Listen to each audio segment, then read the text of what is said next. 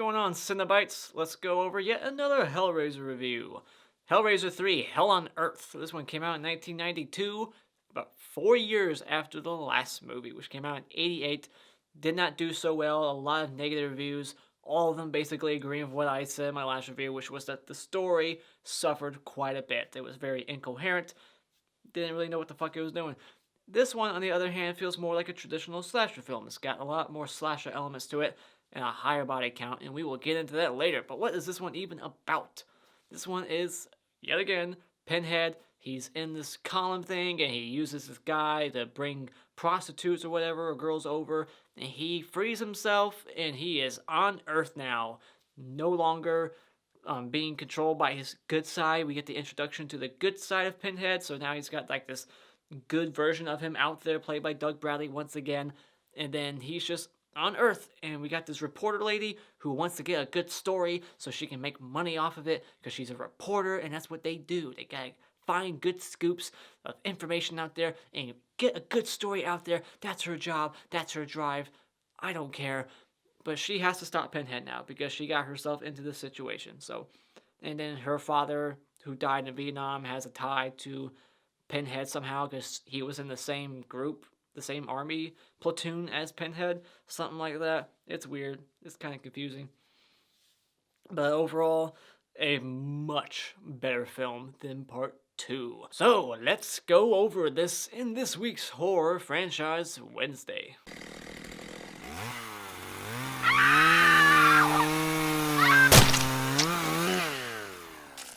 Hellraiser 3. First up, I guess the biggest positive I will give it is that it has way more Pinhead. He's really just the face we're here to see at this point. We're 3 movies in, you get to see the main killer a lot more. That's what these franchises usually do. Once you get like a couple movies into the franchise, you start to see that main protagonist or antagonist a lot more. You got to see Chucky a lot more in the sequels. It's kind of doing the same formula here. We get a lot more Pinhead, although I've heard that that is not true for the sequels. You hardly see Pinhead ever, so this one is the one you can go to if you really just want to see Pinhead, because he is in here quite a bit. He's got a lot of dialogue, he's got a lot of focus in this film, and he's actually, like, it looks like they actually wrote this as a Pinhead movie, like Hellraiser, and not just like some detective thing, like the future sequels that I'm about to dive into. I'm dreading it, but I'm kind of excited because it's going to be my first time viewing it, but I've heard all the bad things about them, so I'm not going to go in completely blind. But I really like the Pinhead we get in this, and ironically enough, this is the one that Pinhead, Doug Bradley, hates the most.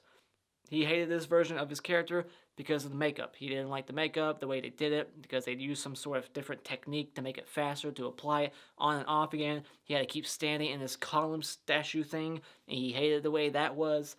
So, but yeah, I just thought that was interesting. This is his least favorite, and it's my most favorite so far, so just want to point that out. And I like that this one feels more like a slasher, so it's up my alley. It doesn't feel like a demonic movie at all. You could easily just like make these people like slasher people. They don't have to be demons. They're just unique looking killers on the streets just killing people, and they're in the club and they're just throwing shit and they're spitting fire out their mouths. They're throwing CDs at people. It's corny, it's a little hokey. Overall the tone's pretty even, but then it just, in that third act, that tone suffers a bit. It just, they turn it into a like one line throwing like slasher person, like a drive-through where the guy with the camera eye, he like starts dropping one-liners like nice shot or get ready for your close-up shot. That's a wrap. Ready for your close-up, Joey? And it's like we don't need that. That's too much. But because it just changes the feel of the movie at that point. But I like that it feels like a slasher overall, and it's got a way higher body count. It feels like a bigger production. It feels like they actually utilized the budget a lot better in this one. I heard that the ending was like the first use of CGI around it, because this came out in 92, and that's when like Terminator 2 came out, and that was like groundbreaking for CGI back then. So this is probably one of the first horror movies that actually uses CGI. So I know I'll most likely be wrong on that, but this is one of them. This has to be one of them. I like that this movie has continuity still with the first 2 movies. This is like the one instance where I would prefer they ignore part 2, because the story direction and that, like, is like Halloween 5. It's like, where do you go from there? How the fuck do you explain that? In this one, they don't really try to, although they do. They try to explain a couple of story elements about like what that meant when Pinhead became human and then got his throat slit, like what happened after that and what that meant. But they don't explain everything. There's a couple of brief mentions. You got that rotating thing that comes out of the ground. You even see like the cricket guy, I think, although it's a new actor playing him, and you get like a mention of Dr. Chenard, like a Dr. Chenard Foundation. But overall, it doesn't really feel like a sequel to Part 2. You just see a couple of things that are from Part 2, so therefore it kind of connects the dots, and you're like, oh, this is a continuation, but it still kind of feels like its own movie, almost. I like that they still kind of keep that score from the first 2 movies. I like that theme that Christopher Figgins, or what's the composer's name? I forget it. I think Christopher Fig is like the producer, but I like the score. It's still here. They haven't changed it. And I like that it feels bigger budget. I said that. Like when they're going down the street of New York. I think this was shot in like North Dakota or North Carolina.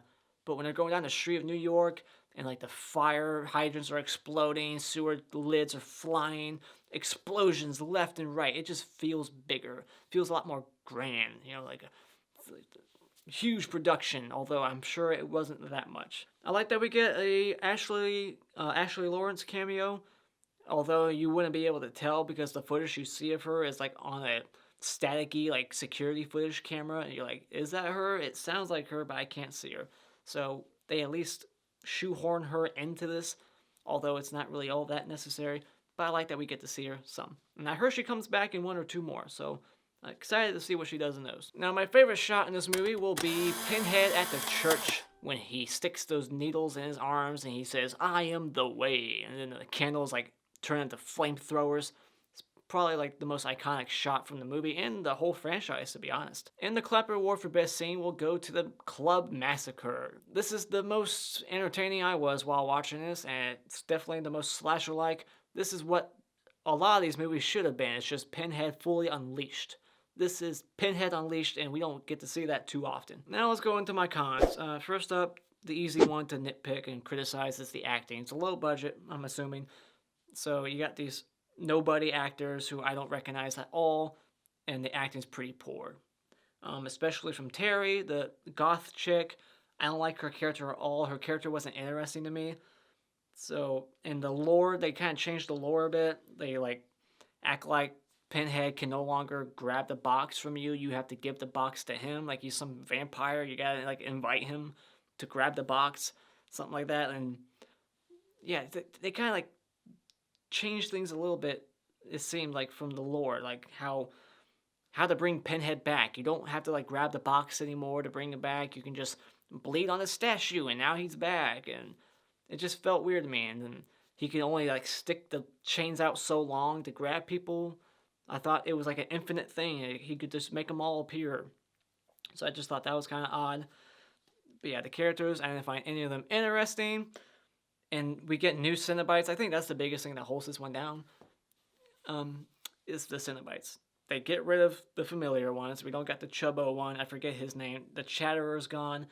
The throat-ripped one is gone. They replace her with the Terry girl from this one who smokes and doesn't know how to cook. That's all I know about her, is that she's stupid, she doesn't know how to cook, and she smokes. And she doesn't dream. That's bullshit. If you didn't dream, scientifically, I think you would go insane. So she's full of shit. Just because you don't remember your dreams doesn't mean you're not dreaming. So, but they get rid of the Cenobites and they replace them with these completely weird-looking, hokey. It's just laughable. It's like it's not on the level of Dr. Chenard, but it's almost there. You got the one with the camera lens eyeball. Even though when he died, he got decapitated. Now he's got his head back on, and he just becomes a Cenobite. Why doesn't everybody who dies by the hand of Pinhead become a Cenobite? Just certain ones. You got the one that's called Barbie for some reason, who spits like fire. And then you got Terry, who, what does she do? She gives you cigarette burns. Ooh, cigarette burn. And then you got the other one who has like the drills going through his head or something. It's weird. He's like, yeah, this is better than sex. And it's like, I'm sure it is. You're not selling me on it, but I'll take your word for it. And Pinhead can make you hallucinate now. That's another thing where I was like, oh, like That's different. So he like makes her hallucinate towards the end, or he makes her hallucinate like this false news report on TV that isn't actually happening. So just like little things like that where I'm like, well, that wasn't an established power before. Now it is because it's convenient. Not a really big climactic ending. It's just kind of like, oh, it kind of just peters out, and it's like, all right, oh well. It's very just an average Hellraiser movie. It's not great. It's not like the first one. It's not terrible like the second one. It's very middle of the road. Now, the hottest chick in this movie, I will say, goes to that ditzy blonde who gets fucked by the scumbag who murdered his parents for money. I heard she didn't want to show her tits, so therefore they had the actor grab her boobs to hide them while they were making love. Thought that was interesting. And yeah, she's the most beautiful girl in this movie. And she has probably the most memorable death in the movie, besides the CD guy getting all the CDs in his face. So yeah.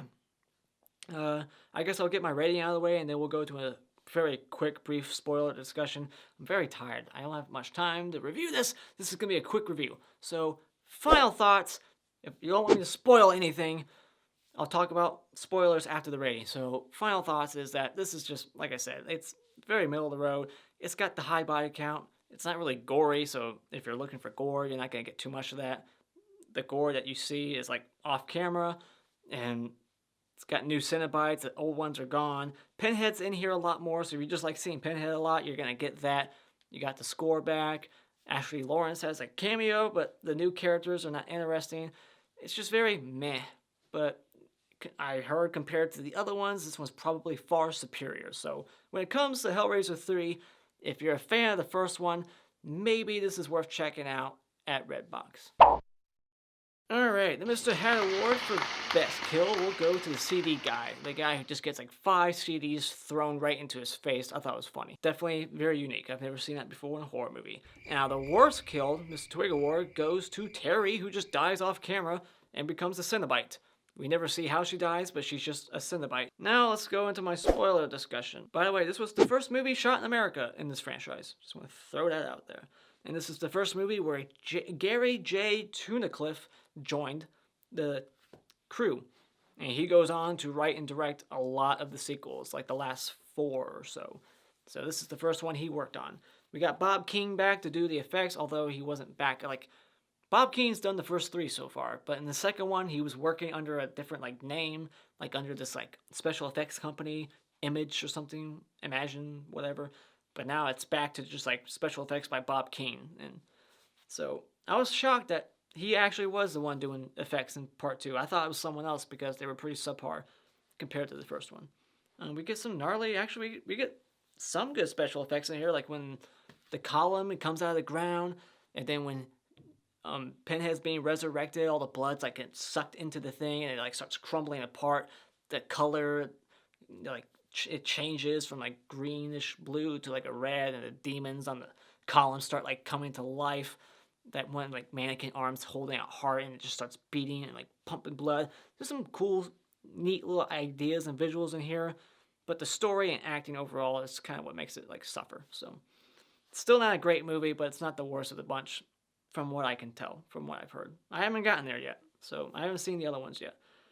But yeah, the guy, this rich guy, he goes to buy the column because now it's no longer at Dr. Gennard's house. It's at some art museum that's being run by the cricket guy. And I think it's the cricket guy. Who else is it? And he sells it to the guy. He buys it, takes it home. And I like that. He gets resurrected by a rat.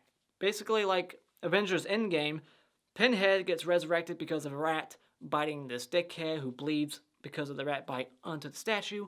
And then he wakes up because of an orgasm. Like, he's fucking that hot chick on the bed, and then as soon as he orgasms, the Pinhead, like, his eyes just shoot open, like it woke him up. Kind of like Jason and Jason X when there's that couple making love. As soon as the guy orgasms, Jason, like, gets off the bed and sticks that bitch's face in the ice and kills her. That's what that reminded me of. Movie references left and right. There's a guy in a gurney who, I guess, found the box on the statue and then went to the hospital with all these chains and hooks on his face, and then his head just explodes. Some of the gnarliest effects that you'll see in this movie is right there. Unfortunately, the rest of the kills are not that great, except for the CD one. And then we get like these Vietnam flashbacks, and it's like, how is this gonna work in the story? What's this mean? And then you find out that Joey, who's a girl, not a guy, her name's Joey for some reason. Her father was in Vietnam, and so was Doug Bradley, and and because of her vivid dreams, she's able to therefore communicate with Doug Bradley's good side of his soul that's trapped in her dreams or something stupid, something weird. And then Joey invites Terry over to live with her because she wants to get the scoop, the information from her. She's using her, and Terry doesn't know how to cook, and there's so much smoke from her horrible cooking, and the alarms never go off. That's bullshit. I would know those things would be going off. Like, I nearly burnt my house down with a breadstick. And then, yeah, the orgasm, they mentioned Dr. Trinara Foundation, and then the ditzy blonde that was getting fucked on the bed, she gets completely skinned. I like that effect. And she just gets sucked right in, like, just like all the hooks, and it just grabs her. Pinhead laughs a lot in this one. Pinhead reminded me of Freddy in Freddy's Revenge, because he's just laughing a lot, especially when he's attacking that club. And his laugh even kind of sounds like Freddy. That's why it reminded me of it. So I'm going to throw that out. So he's turning into Freddy in this franchise. And then we also get a reference to the first movie with Come to Daddy. I forget what his name is. JP, the rich guy. He says Come to Daddy to Terry. And then we get the Kirsty cameo. And then we see Pinhead. They re-borrow images and like scenes from the second movie. Like I said, this is connected to the second one. And then we even see that radio prop from the second movie that comes back into this. I like the evil side versus I like the whole idea of that, like the good side of Doug Bradley versus the Pinhead side, although it's very quick and it's lame. They kind of like do like that thing where like the two heads kind of like melt together from like the prequel, The Thing. But yeah, I like the Club Massacre, and I like Hulk Hogan. Doug, he looks like Hulk Hogan, the guy who becomes like the Cenobite with the camera eyeball. He looks like Hulk Hogan. And then I like the downtown scenes. Probably my second favorite scene, when she's going downtown. All the things are exploding. It just makes the movie feel bigger, more grand scale, a lot larger in budget. But like they can't hurt her for some reason. Like it's almost like this box is like the golden leprechaun. Like she can't get hurt. You know, like it protects her, although she gets scratched by the hooks, but they can't just like grab her and kill her. They're trying to electrocute her, but they can't grab it from her, but they also can't kill her. Like it seems like it would be easy to kill her with Pinhead's powers, but there's something going on that I'm not seeing. Like there's an explanation that I haven't gotten yet, and I think it's just that the box, the lament, whatever they call it, the lament configuration, whatever they call the box, we'll just call it the box. I think it's like a shield for her. It protects her, you know. But yeah, then the end of this movie hints a sequel with... they actually do play off of this in the next movie, so it's not like it's like a bullshit ending, like, here's where the next movie is going to go, and then the next movie comes out and it's like, no, let's go in this direction. They actually do pick up where this one left off with, like, the building. It's like, I like that she puts the box in the cement, and then that box becomes like the influence for how the interior art for that skyscraper is going to look. How is that possible? No one could see that box. It's in the cement. But one line I really like in this movie, although it's corny and it goes with that stupid cheesiness of like the, you know, that's a wrap, and here, how's this for a close-up shot? The main girl in this movie, she has like a corny line.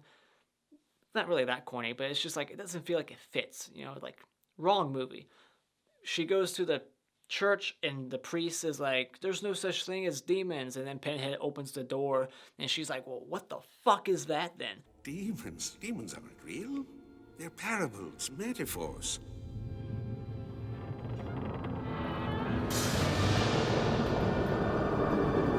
Then what the fuck is that? I thought that was just kind of corny, but it made me laugh, so I felt like I should mention it.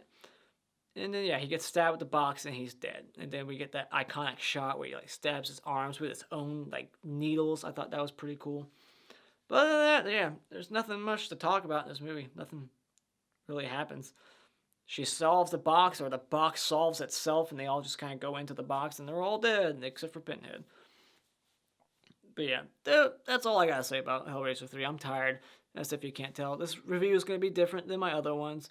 Usually I have a lot more to say, a lot more critical thinking, but this one's just like, I like this, and I didn't like that, but that's all I gotta say about Pinhead. Hellraiser 3, Hell on Earth. Let me know what you thought about this movie in the comments below. Is it your favorite sequel of the bunch? I'd be curious to know what everyone's favorite sequel is, because I always see people put 2 up there, and the one that just came out, hardly anyone shows 3 love. So I'd be curious to see if anyone's ever loved this one. So put your thoughts down there. Anyways, thank you so much for joining me tonight. If you like what you've seen here, you can hit this like button to show your support, and you can become a subscriber today just by clicking on my cartoon face in about 5 seconds. And until next time, auf Wiedersehen.